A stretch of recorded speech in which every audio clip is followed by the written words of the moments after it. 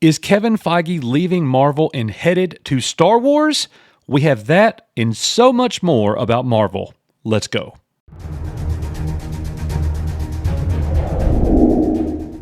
Hey everybody, welcome back to EBN. This is our third take. Here we go. We have a live stream every Saturday night at 7 o'clock p.m. Central Standard Time, and we discuss things like this. The Marvel Cinematic Universe. Things are all over the place. We have so many updates to show you, starting right here. Marvel Studios announces new Spotlight brand to combat MCU fatigue complaints. So here's what this is, Nick. And as I introduce all of these topics and all of these things happening with Marvel, I want you to chime in and you to chime in watching and let me know your thoughts. But Marvel's Spotlight brand, here's what that is. Those are going to be one-off shows and series that do not have any type of interconnectivity between other Marvel entities. So let's say that they do one on Warlock. It's a story about Warlock, and that is it. Just like a singular story in real comic books. You know, part of the problem, and here's what they're doing to combat the MCU fatigue. Everything that Marvel is doing and has been doing has been interconnected, and it leaves fans lost. The story is watered down. It gets confusing. And now what they're doing to combat that is they're launching a series of shows that are singular shows, no connection, no previous watching of anything required. What are your thoughts here? I think that's a good idea because I'm not watching Loki season 2. I'm not watching She-Hulk. Never saw a single episode. There's so many of these shows that are connected to the MCU that I feel like, you know, when these other movies come out, you got to go out there and do homework and watch all these other shows to understand what's going on. Yes. You know, very similar to Ahsoka. You know, you had to go watch Clone Wars. You had to go watch Rebels. To kind of know who these characters were. I hate that. They should literally, if they're gonna do a show, make it its own thing. You know, if you want to have a tie-in or mention from something of the movies, you can do that. Agents of S.H.I.E.L.D. in its first season actually did that very well. It was its own thing, and there was mentions of the MCU, the cinematic universe, but there was no direct tie-ins. You didn't have to watch that show to understand the movies or anything like that, and I think that's how it should be. I totally agree with that. I've said it from the get-go. The MCU got too big for Marvel. And Kevin Feige couldn't manage it. We're going to get into more of that in just a moment. Trust me, this gets really juicy. So up next, more bad news for the Marvels, as it scores the MCU's worst ever pre-sales in a lucrative market where Captain Marvel cleared $150 million. And they say in a subheading, those profit margins are about to take an absolute pasting. So here's what we're getting. At the top end of projections for the Marvel Cinematic Universe's 33rd feature, they're saying that it will barely manage to earn half as much in its domestic opening weekend as its predecessor, Captain Marvel. They are saying this thing has dismal pre-sale numbers, and get ready. And we're just a few days away now, by the way. This is the week that it's happening. And the projections are not looking good for Marvel's Captain Marvel 2, if you will, the Marvels. Yeah, so this is not surprising at all, and I cannot wait to see how they're going to spin the box office numbers for this thing because it is going to be disastrous. I'm not going to see this movie. I care nothing about seeing this movie. There's still a bunch of other Marvel shows and movies I still haven't seen because the MCU is just not what it was. No, it's not, and they've got all these plans. You just watch and wait for the knee-jerk reaction that's going to happen after this weekend and the numbers come out when this movie performs horribly. So anyways, we shall see, but I guarantee you the plans change. And speaking of plans changing, that kind of talks about or leads us into our next topic. This came out at IGN, and I thought it was so interesting. Marvel's greatest strength has now become its curse. And there's a paragraph that they say here. It all revolves around the Avengers. Avengers disassembled. Check this out. It says, when Marvel Studios started making their own films in 2008 with Iron Man, it was a gamble to start a franchise centered around what were, at the time, many of Marvel's B-list properties. Iron Man, Captain America, Thor, and the Avengers weren't unknown quantities, but they certainly weren't worldwide icons in the same way Spider-Man or the X-Men were. Marvel built their early films around these characters, ones that the audiences were passingly familiar with but didn't have great investment in. This turned out to be a winning strategy, allowing the MCU the freedom to reinvent the main Avengers roster into the sorts of heroes that resonated with modern audiences while still having plenty of creative DNA that came straight from the source material. This led to the Avengers movie in 2012 becoming a smash hit that gave the MCU a global cultural footprint. And the premise here, Nick, is that they took characters that were somewhere in between your A-list characters in the Marvel cinematic or in the Marvel universe, in Marvel, like they mentioned, the X-Men and Spider-Man right off the bat, okay? I mean, Spider-Man has been the face of Marvel for decades. Yeah, okay? A long time.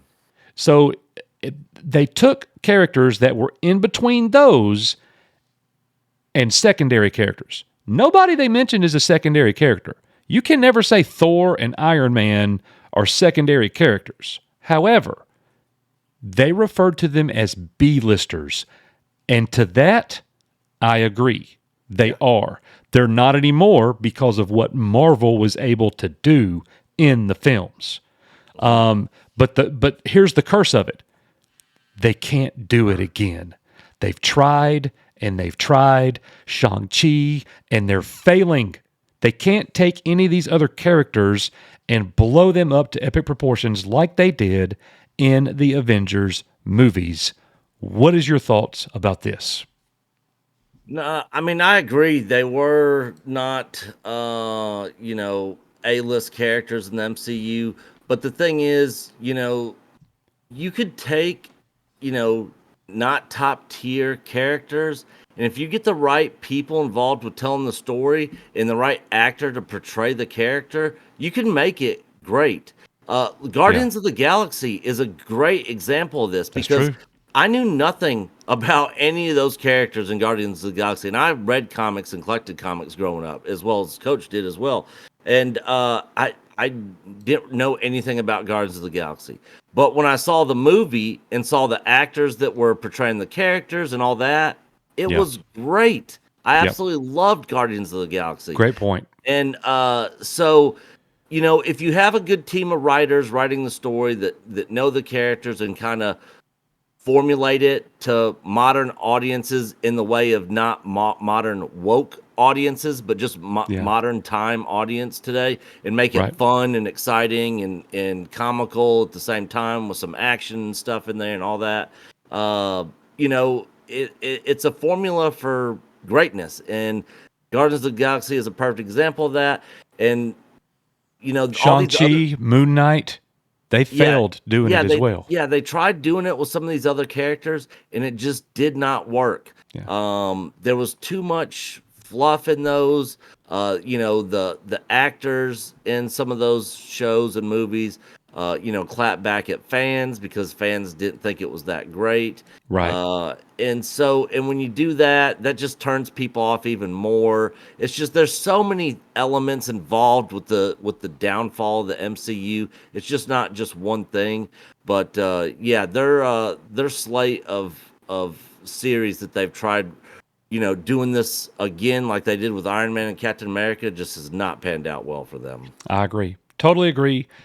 It was a winning formula early on, and now it really is their curse. They've not been able to pull it off yet since then. So we'll see. But speaking of, Marvel let me add one other point in that. Werewolf by Night, black and white, Disney Plus, best thing on there. That's another good example of them doing it right. Yeah. Yeah. There's always some outliers. So I know that you really enjoyed that one as well. Yeah. But, last week, big news broke from Variety saying that Marvel was in dysfunction. Marvel is in crisis. That they are redoing everything. Everything is changing. They're, basically they're starting over. They're hitting the reset button and they're having to start over.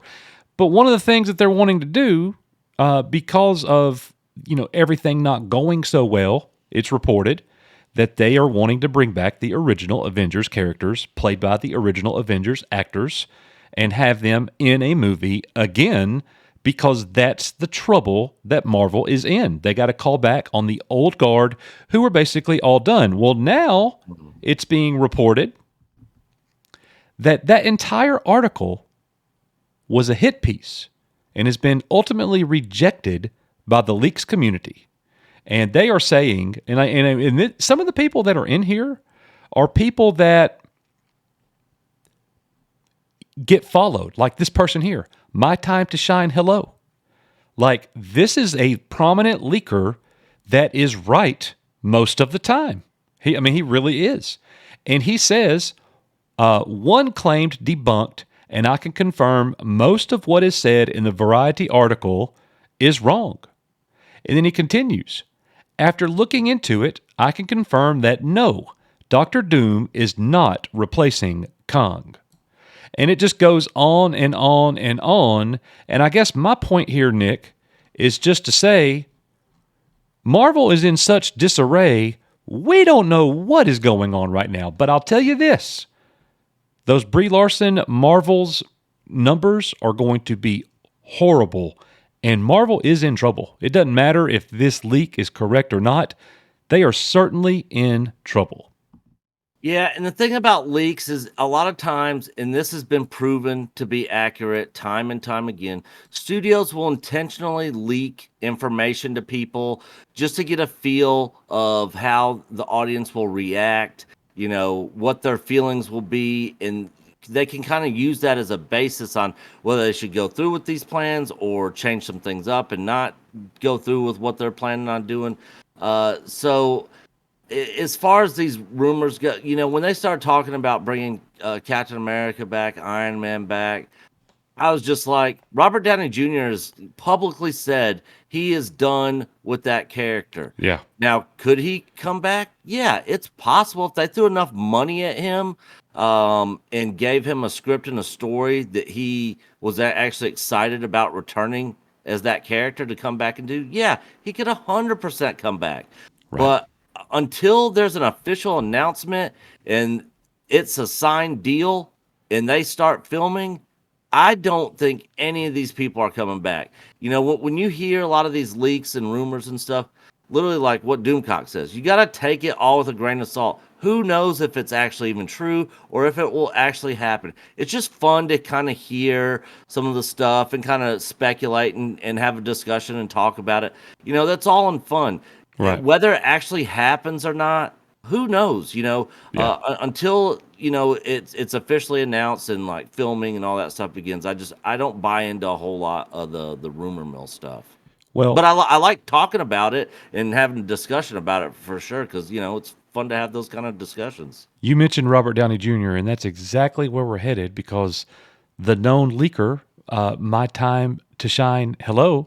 He also reported just the other day after. It's interesting, and I'm not throwing shade at him, but he came out and said, I can confirm that the majority of what the Variety article said is incorrect. However, he reports that Robert Downey Jr. has already agreed to come back to Marvel. And as you scroll down, you see the tweet here, My Time to Shine, hello. Robert Downey Jr. already agreed to come back, and he posted that on November the 1st. So we're going to see where that's going to go. Just because Robert Downey Jr. is back, and I love Iron Man, he's not made a bad movie with Iron Man.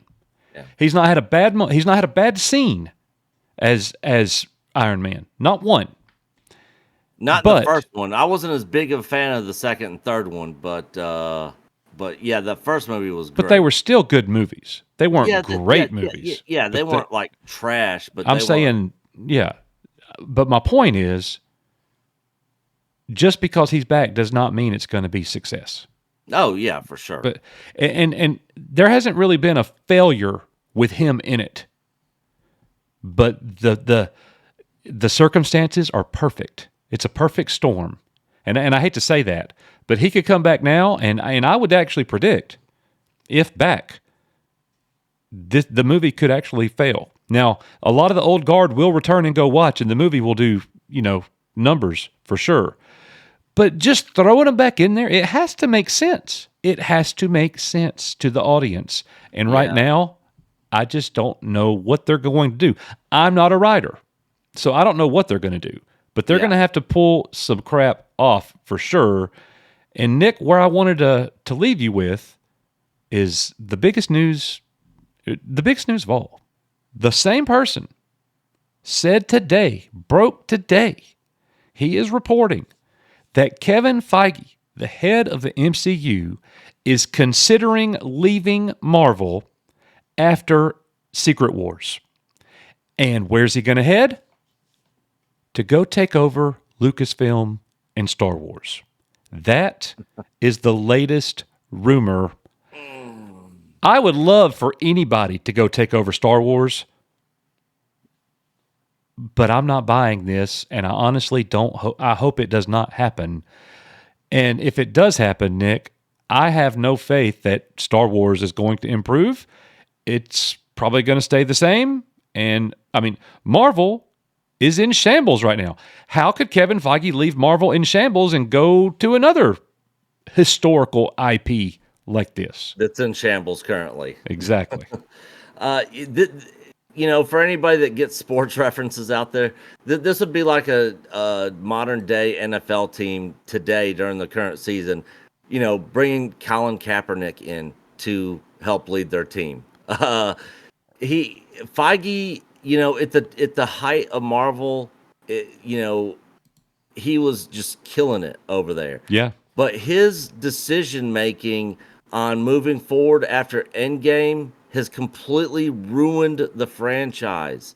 Star Wars is already in that spot. Yeah, I would exactly. feel a lot more comfortable if Kennedy was out of there and Favreau took over, and without Filoni, it was just Favreau, and Favreau built his own team around him. Yeah. Because, man, I still don't know what the truth is about Mando season 3. I don't know if Never will. I don't know if I can 100% put the blame on him for that. We already know he was kind of off hands with Book of Boba Fett, and so I don't know if I'm completely down on Favreau quite yet. But Feige, like no. I 5 years ago, I'd have been yeah. Yeah. At the height of Marvel, right after Endgame, if they're like Kennedy's out, Feige's coming in. Oh, I would have been on that hype train immediately. Yeah. I would have been all on board. But after seeing what he's done with the MCU after Endgame, yes, man, I have no confidence in him coming in and fixing Star Wars at all. So, Kevin Feige, in Marvel, Disney, Lucasfilm, the world thought, oh, the secret sauce is all this connectivity. Make everything one big story that all intertwines and connects. Well, that's gotten away from Marvel, and it's hurt it badly. It's badly damaged. It's not the same. They spread it too thin with all these Disney Plus shows. They're trying to do the same thing with Star Wars right now. You had The Mandalorian, and things were solid and good. Then you do the Book of Boba Fett.